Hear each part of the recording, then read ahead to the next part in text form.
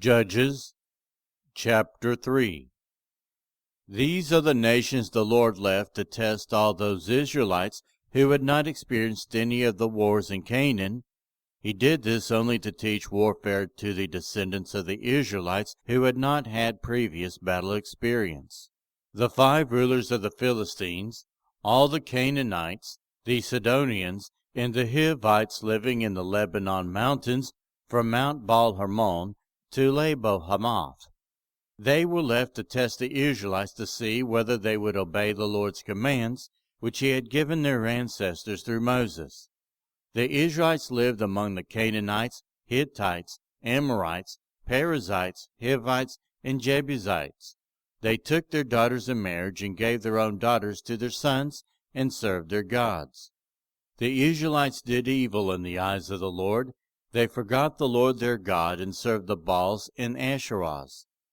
The anger of the Lord burned against Israel, so that he sold them into the hands of Cushan-Rishathaim, king of Aram-Naharaim, to whom the Israelites were subject for 8 years. But when they cried out to the Lord, he raised up for them a deliverer, Othniel, son of Kenaz, Caleb's younger brother, who saved them. The Spirit of the Lord came on him, so that he became Israel's judge and went to war. The Lord gave Cushan-Rishathaim, king of Aram, into the hands of Othniel, who overpowered him. So the land had peace for 40 years, until Othniel, son of Kenaz, died. Again the Israelites did evil in the eyes of the Lord, and because they did this evil, the Lord gave Eglon, king of Moab, power over Israel. Getting the Ammonites and Amalekites to join him, Eglon came and attacked Israel, and they took possession of the city of palms. The Israelites were subject to Eglon, king of Moab, for 18 years. Again the Israelites cried out to the Lord, and he gave him a deliverer, Ehud, a left-handed man, the son of Gera the Benjamite. The Israelites sent him with tribute to Eglon, king of Moab. Now Ehud had made a double-edged sword about a cubit long, which he strapped to his right thigh under his clothing. He presented the tribute to Eglon, king of Moab, who was a very fat man. After Ehud had presented the tribute, he sent on their way those who had carried it. But on reaching the stone images near Gilgal, he himself went back to Eglon and said, "Your Majesty, I have a secret message for you."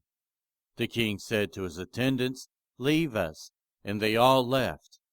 Ehud then approached him while he was sitting alone in the upper room of his palace and said, "I have a message from God for you." As the king rose up from his seat, Ehud reached with his left hand, drew the sword from his right thigh, and plunged it into the king's belly. Even the handle sank in after the blade, and his bowels discharged. Ehud did not pull the sword out, and the fat closed in over it. Then Ehud went out to the porch. He shut the doors of the upper room behind him and locked them. After he had gone, the servants came and found the doors of the upper room locked.